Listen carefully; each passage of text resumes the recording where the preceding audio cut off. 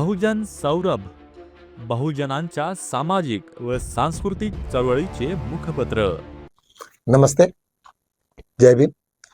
मैं advocate doctor Siddharth कामले, दैनिक बहुजन सौरभ का मुख्य संपादक। आज हम लोग कोई विशेष चर्चा करेंगे कि जो हमें पॉलिटिकली न्यूज़ चाहिए, उससे हम लोग अभी जो भी है वो सब लोग दिन भर तो चलते रहता है उनका। और जिस तरीका से सिंदूर ऑपरेशंस का जो सच है वो है, सब कॉन्फ्लिक्ट में है, कोई कोई अलग अलग इससे कर रहे हैं। गोदी मीडिया के लोगों ने बहुत अलग अलग तरीके से न्यूज़ दिए, रात भर फेक न्यूज़ वगैरह कुछ चलते रही है। हम उसके कंट्रोवर्शियल में नहीं पड़ेंगे, क्योंकि आज देश का सवाल है। हम लोगों को सब इकट्ठा हो रह के ही देश के हित में काम करना है, करके हम लोग इसको कंट्रोवर्शियल में न जाते हुए उस पर बात ही नहीं करेंगे। दिन भर हम लोग ये किए। आज सुप्रीम कोर्ट के जो भी कुछ इंपॉर्टेंट जजमेंट्स हो गए, जो कॉमन आदमी को परेशान करने वाले या शांति देने वाले या उनकी उन्नति करने वाले, उन्हीं के ऊपर में हम चर्चा करेंगे। एक पोस्को करके एक प्रिवेंटर मनी लॉन्ड्रिंग का एक केस, ये हमारे यहाँ पे हर जगह पे लगता है। कोई भी किसी को ये लेना है तो ईडी पकड़ के सबसे पहले उसको तुमको वो केस में चिपका देते हैं। वो चिपका देने के बाद में एक ऐसी ही मैटर आया, उसके अंदर में उसने कहा कि मैं एक्यूज दे दी यार, मेरे को बनाया है तो मेरे सामने में जो भी हियरिंग है, जुडिशियल हियरिंग है जो कोर्ट की, वो मेरे सामने में होना चाहिए। लेकिन इस वक्त का जो भारतीय नागरिक सुरक्षा संहिता कायदा 2023 का जो है, उसमें से उसको निकाल दिया। वो उसको कहा कि नहीं, तुम्हें हम साथ में नहीं लेंगे। अरे तुमको यदि जब किसी केस में तुमको पकड़े गए हो और तुमने मनी लॉन्ड्रिंग का केस है तुम्हारे ऊपर में, तो ऐसे सिचुएशन में तुमको बगैर बताए तुम्हारे पीछे में कैसा क्या रिजल्ट हो सकता है।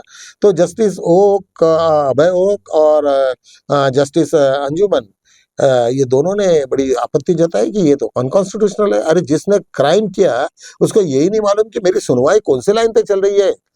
एक आधे ने किसी ने रेप किया होगा, लेकिन वो रेप वाले लड़के नहीं है, कोई दूसरा ही भलता ही कुछ चल रहा है और उसको मालूम नहीं, तो कैसा होगा ना। ये देश का कानून ही नहीं है। तो उन्होंने काफी सख्त टिप्पणी करी है उसके ऊपर में। उन्होंने कुछ आदेश भी पारित किए। तुम सब लोगों को मालूम होना चाहिए कि जो भी ये बीजेपी ने जो क्या क्या किया, उनको ऐसा लगता है कि डॉक्टर बाबा साहब अम्बेडकर से भी हम लोग बहुत विद्वान हैं। उन्होंने नाम बदल दिया, लेकिन ऐसे ऐसे कुछ कारनामे किए इसमें, तो कि जिसमें अभी एक पन्नियां उसकी खुल रही है। और जैसे जैसे पत्ते खुलेंगे वैसे वैसे पता चलेगा कि ये इस वक्त हमारे सरकार ने हमारे लिए क्या क्या किया, क्या क्या छोड़ा। आज ना कल वही उसी के नीचे में जाके मरने वाले हैं। दूसरा एक था, एक अभी हमारे एक जस्टिस ओक और जस्टिस उज्जवल भुयार ने एक बहुत बड़ा जजमेंट दिया कि जितना भी जो क्रिटिसिज्म है तुम लोगों के बाद में डिबेट्स है, क्रिटिसिज्म है, इसको तुम्हारे जुडिशियरी ने वेलकम करना चाहिए कि डिबेट में या क्रिटिसिज्म में लोग तुम कौन से इश्यूज हमारे हाथ में जो नहीं जुड़े, जो हम लोगों के क्रिटिसाइज करने वाले इश्यूज हैं, वो तुम्हें मालूम होना चाहिए। तुम्हें मालूम होगा कि आज तक के हमारे यहाँ परंपरा, और भगवान बुद्ध के पास से भी परंपरा यही चलती थी कि जब भी कभी वहाँ पे विशाल जब सभा होती थी तो हर आदमी को बोलने की ये रहती है, उसको मुभा रहती है या वो बोलने की आज़ादी होती है। और जब वो अपनी बात को रखोगे नहीं तो हम कैसे देश चलेगा।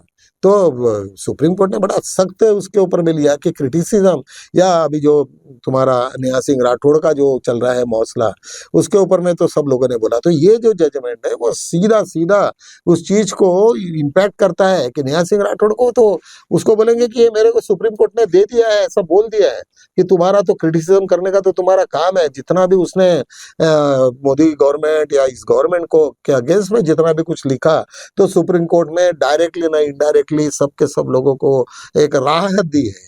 और सब जितने भी लोग क्रिटिसाइज करने वाले थे उन लोगों के लिए एक बहुत बड़ी अच्छी खबर है। तुम लोगों को मालूम होना चाहिए, हम इस देश के नागरिक होने की वजह से हमें सब चीज़ों से वाकिफ होने की हमें जरूरत है। ये आज अभी चीफ जस्टिस ऑफ इंडिया जो हम चीफ जस्टिस है, उनका अभी आज का आखिरी का समय चल रहा है और उनके फेयरवेल फंक्शन में काफ़ी लोगों ने खन्ना जी के इसमें जस्टिस खन्ना के बारे में बहुत अच्छे शब्द किए कि, और इवन जस्टिस गवई ने उनके ऊपर में बोले कि ये इंक्लूसिवनेस है, ट्रांसपेरेंसी, अपने खुद का पगार कितना है, तुम्हारे पास में कितना पैसा है जमा, ये सब बताना इस देश को जरूरी है। जिससे हम सब लोगों को लगना चाहिए, जैसे तुम बाकी लोगों से पूछते हो कि तुम्हारे पैसे कितने हैं, तुम्हारे अकाउंट्स में कितना है, क्या है, तो क्या जजेस क्या उसमें से छूटेंगे क्या? नहीं, जजेस को भी मालूम होना चाहिए कि उसके एसेट कितने हैं। और जब एसेट्स मालूम है कि जैसे मेरे भाई बैंक ऑफ इंडिया में या ये XYZ बैंक में इतना इतना अकाउंट है, और लेकिन वो गलत यदि अगर होता है तो वो अलग गुनाह साबित होगा करके जजेस को भी वो कंपल्सरी होना चाहिए। इस तरीका से एक आज ये हुआ। एक एक जस्टिस नागरत्ना का एक बहुत बड़ा एक जजमेंट आया, एक बहुत इंटरेस्टिंग केस उनके सामने में आज आया। एक लेडी थी, एक यूपी की, उसने एक उसका एक 8 साल का बच्चा है, लेकिन उनको एक और बच्चे की जरूरत थी। लेकिन डॉक्टर ने उनको कहा कि भाई अभी तुम बच्चा करोगे तो तुम्हारे जान को भी खतरा हो सकता है करके उन्होंने सरोगेंसी लॉ हमारे यहाँ पे सरोगेंसी, इसका मतलब कि कोई भी मैरिड और अनमैरिड वुमन्स वो किसी के भी साथ में वो प्रेग्नेंट होके बच्चे को डेवलप करके वो उसको सरोगेंसी के लॉ के अंतर्गत वो दे सकता है। उसके कुछ पैरामीटर्स हैं कि इतने इतने एज की होनी चाहिए, ऐसी होनी चाहिए, वैसी हो जानी चाहिए। इसके पहले हमारे यहाँ सरोगेंसी कायदे के अंतर्गत में वर्ल्ड के बहुत सारे लोग इंडिया में आते थे, अपने बच्चों को पैदा करके वो लेके जाते थे। तो ये काफ़ी बड़ा उसमें माफिया भी चल रहा था। कुछ इंडियंस लोगों को, फीमेल्स को अनएम्प्लॉयड होने की वजह से वहाँ पे जाके उसके साथ में बच्चे होने के बाद में वहीं पे वो छोड़ के वो यहाँ आती थी। ऐसे ऐसे बहुत सारे कुछ ऑफेंसेस हो गए। तो ये सरोगेंसी लॉ हमारे देश में ऑलरेडी कानून मौजूद है। तो उसके तहत जब आर्गूमेंट चल रहा था तो जस्टिस नागरत्ना मैडम ने पूछा कि भाई ये तो यहाँ हमारे केरल और ये साइड में साउथ में तो बच्चे आजकल इतने कम होने लग गए कि जहाँ पे एक घर में 2-2 बच्चे थे तो वहाँ एक एक ही बच्चा होने लगा, और हर आदमी चाहता है कि ये बच्चों से हम ये करें, और यूपी में उसका उल्टा है। तो ये सब सिचुएशंस को हम लोग किस तरीका से करेंगे, हालांकि उसके ऊपर में काफी डिबेट हुआ, और वो डिबेट बड़ा इंपॉर्टेंट था। तुम सब लोगों को मालूम होना चाहिए कि कैसे कैसे लोगों के क्या क्या हमारे यहाँ कायदे होते हैं, और हम लोगों को अभी तक हम अनजान है इस सब चीजों से करके। मेरे प्रयास है कि तुम लोगों को थोड़ा सा कायदा भी मालूम होना चाहिए। ऑफकोर्स इसके ऊपर में कोई रिजल्ट नहीं लगा। उन्होंने कहा कि भाई और भी कुछ इस टाइप के जो कुछ पिटिशंस है तो ये उसके कुछ ऐसे केसेस है तो इनके साथ में उसको क्लब करके हम लोग एक साथ उसकी सुनवाई करेंगे। इस टाइप का उसने जजमेंट हुआ।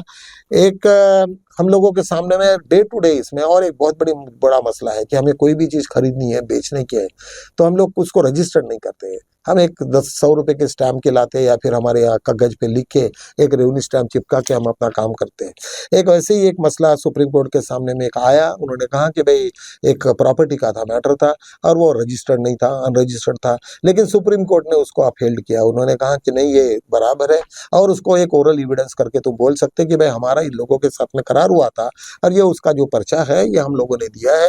एक ओरल एविडेंस करके तुम उसको मानोगे, और जब ओरल एविडेंस करके मानोगे तो निश्चित रूप से वे तुम्हारे इसमें रहेगा। ये तुम लोगों को मालूम होना चाहिए। बहुत सारे लोगों ने अभी तक कोई अपना डॉक्यूमेंट रजिस्टर्ड नहीं किया होगा, और बोलते होंगे कि इसका तो कोई वैल्यू नहीं है। ऐसे तो कई लोग लिख सकते हैं, लेकिन ऐसा कुछ नहीं। उसकी ऑथेंटिसिटी और बाकी चीज़ों यदि जरा हम लोग अच्छे से एग्जामिन करते हैं, जांचते हैं, तो निश्चित रूप से आप लोगों को उसका बेनिफिट हो सकता है। या ऐसे कोई चीज़ें तुम्हारे कुछ इसमें हो गई होंगी आजू बाजू में, तो निश्चित रूप से इस तरीका से तुम्हें वो लोगों को बता सकते हैं। ये केस भी PS नरसिम्हा और एक ओयमुले भोंची करके इनके दोनों के खंडपीठ में था।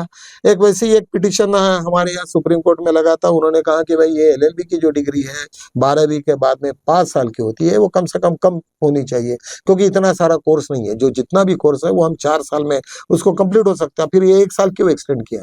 उन्होंने एक कमेटी को कंस्टिट्यूट किया था, और कमेटी का रिपोर्ट भी आया कि 4 ईयर्स डिग्री वो हमारे लिए बेस्ट रहेगा। तो करके सुप्रीम कोर्ट ने भी इसके ऊपर में एक जजमेंट दिया है, और निश्चित रूप से काफ़ी लोगों को उसका रिलीफ मिलेगा। एक्सपेंसिव है, लोगों को तकलीफें होती है। एक कंज्यूमर प्रोटेक्शन का भी एक है कि बहुत से एक विस्टा एयरलाइंस है, कई लोगों के वो टिकट निकालते हैं और बाहर जाते हैं, और सडनली किसको पता चलता है कि यार वो एयरलाइन से कैंसिल हो गया। सब लोगों के प्रोग्राम डिस्टर्ब हो जाते हैं, सब लोग कहीं बाहर जाना है, विदेशों में जाना है, कुछ नहीं।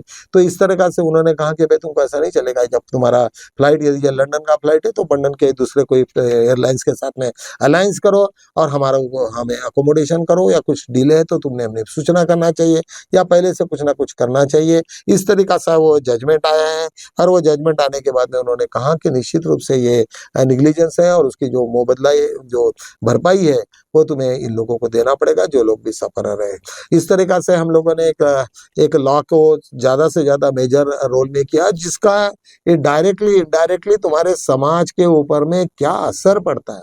और निश्चित रूप से इससे मुझे ऐसा लगता है कि दैनिक बहुजन सौरभ का ये एक छोटा-सा एक आप ये लीगल एस्पेक्ट बोल सकते हो आप उस, और इस तरीका से हमारा ये आज का हमने वीडियो ख़त्म किया है। कल मिलेंगे हम लोग इसी वक़्त, इसी समय में।